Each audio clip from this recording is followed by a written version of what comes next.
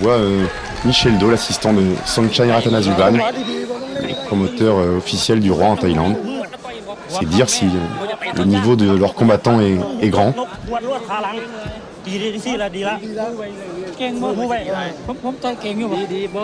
Ah voilà, la superbe, peut-être la meilleure action de Dida dans ce match. Regardez la concentration qu'il faut à tout moment. On voit aussi sur ce gros plan comme chaque coup doit faire mal, très mal.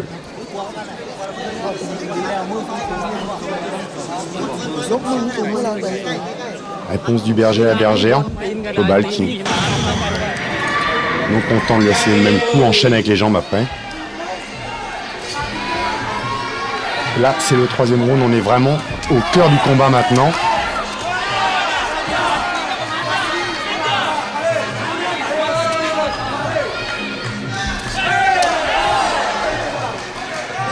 Ah, il faudrait qu'il soit un soupçon plus offensif, Dida, pour avoir sa chance dans ce match. Mais là, il est prêt, il est tout près du Thaïlandais, mais il est quand même légèrement derrière.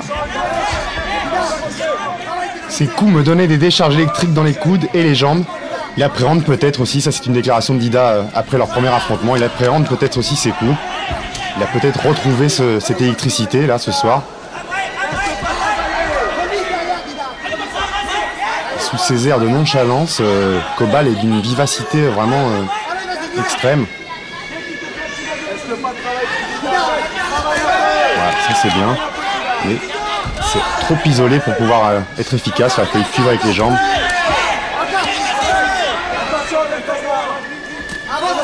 Le visage du Thaïlandais qui commence à être marqué quand même. Oui, parce que le travail des poings au visage de Dida est quand même d'assez bonne qualité. Il est inférieur dans le travail des pieds. Mais dans le travail des poings, ils sont vraiment très très proches l'un de l'autre. C'est vrai, mais en même temps, c'est de la boxe thaï et sur les cartes des juges, c'est les pieds qui ont la faveur.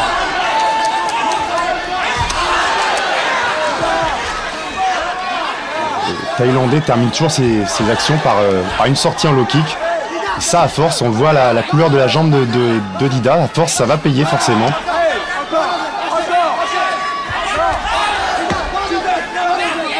Ah, il prend trop de coups de pied, Dida, il prend trop de low kick, ah, comme celui-là.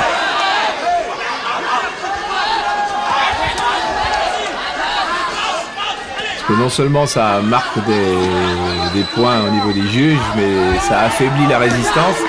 Et en plus, ça laisse la porte ouverte à d'autres coups. Venus d'ailleurs. En général, oui, on s'en sert pour faire baisser la garde. Et terminé au visage. Encore pour l'instant, Dida n'a pas eu trop à faire au travail, même pas du tout à faire au travail de corps à corps. Non, mais je crois que Kobal se méfie aussi il n'a pas envie d'être exactement à la bonne distance des points de Dida. Et donc il a choisi un combat très très tactique où il va faire la différence avec ses pieds. J'oserais pas dire tranquillement, mais il gère très très bien cet aspect tactique. Le problème de Dida, c'est que beaucoup de ses coups, en particulier les coups de coude, sont téléphonés et ça ne surprend pas Kobal. Enfin, ils sont téléphonés quand on rencontre un champion du niveau de Kobal. Parce que quand on rencontre des boxeurs de niveau inférieur, ce qui lui a arrivé quand même quelques fois dans sa vie. Et derrière t'enchaînes, Dida. Je comprends pas pourquoi t'en vois pas. Gauche, droite ou gauche, il percute. Le crochet du gauche. Ah, ce coup au genou au foie, ça aussi, ça doit éprouver, ça doit faire mal. Et les coups au foie, on récupère beaucoup plus lentement que les coups à la tête. Et attention. C'est pas quatrième, hein? Non, c'est le dernier, si tu veux gagner, il faut le mettre KO. Allez, c'est la dernière reprise. Et comme l'a dit René Desjardins, s'il veut gagner, il n'y a plus qu'une solution, le KO. Et Kobal, il aimerait peut-être lui aussi en finir par KO. Ce serait une belle manière de conserver son titre. Surtout qu'il est en France et que tout peut arriver au pointage. Ah, est-ce qu'il y a une coupure? Non, apparemment, c'est plutôt la vaseline qui a dû couler. Entre la vaseline et la mamoué, cette huile chauffante que les boxeurs thaïlandais se mettent sur le corps pour chauffer les muscles. C'est vrai qu'à force de s'accrocher, on en a sur les gants et ça peut piquer les yeux.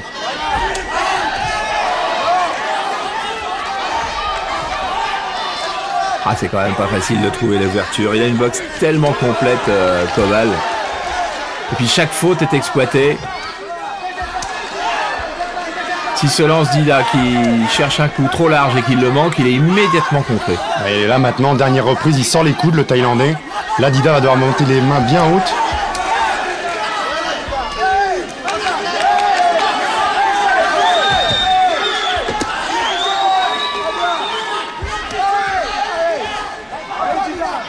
Il aurait vraiment dû entamer un travail de sape lui aussi au niveau des low kicks, mais on le voit chercher la solution dans son coin, mais c'est pas de là qu'elle viendra maintenant dans le dernier round. Voilà les coups de coude maintenant qui rentrent. Et à force de donner des coups de coude, ça c'est comme les footballeurs avec les coups de tête, c'est tranchant comme des lames de rasoir. Ils ont le coude renforcé, ça peut arrêter le combat à n'importe quel moment. On ne peut pas dire qu'il manque de courage, Dida, parce qu'il repart sans cesse à l'assaut. Il cherche toujours ses crochets des deux mains, mais comme il n'y a pas de travail en bas des pieds, ou qu'en tous les cas il est largement insuffisant et de moins bonne qualité que celle de son adversaire, on ne voit pas trop bien où peut être la solution. Ça va déjà être formidable de finir ce combat, de faire croire au public qu'il a encore sa chance jusqu'à la fin. En tous les cas, quand il aura fini le match, vous savez, son premier soin, c'est toujours d'appeler sa grand-mère, habiller le bel. Ben là, il pourra appeler mamie et lui dire qu'il a fait un beau combat. Et puis, si tout se passe bien dans les dernières secondes, pour qu'il n'est pas trop marqué. Non, c'est vrai. Il a pris beaucoup de coups, mais il n'est pas trop marqué. Et il sourit. Il utilise l'arme des Thaïlandais. Et il pourra aller faire les courses demain au supermarché, parce qu'il fait ça, et remplir le frigo à la maison. C'est aussi une de ses occupations. C'est ce qu'on appelle un bon garçon.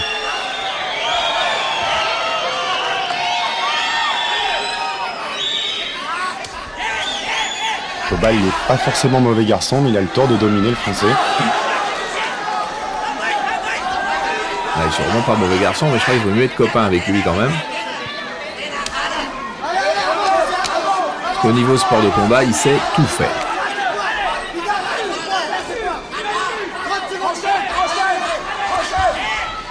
Il a une intelligence du ring qui est vraiment hors norme. Parce que tactiquement, physiquement, on sait qu'il était très fort, mais tactiquement, il a admirablement géré ce match contre Dida Diafat, qui n'est pas n'importe qui est qui n'a pas à rougir. Qui n'a pas à rougir de sa prestation, parce que c'est vrai, il faut tenir 5 reprises contre Kobal, c'est pas évident.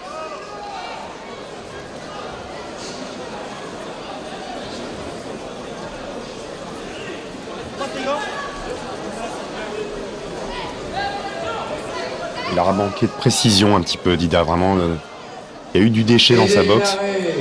Vainqueur de ce combat à l'unanimité des juges, et donc champion du monde de boxe 63 kilos, Kobal.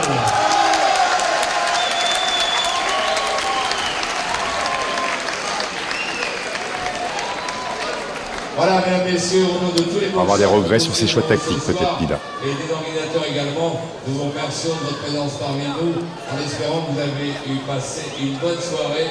Et une dernière fois, n'oubliez pas, un premier rendez-vous ici, samedi.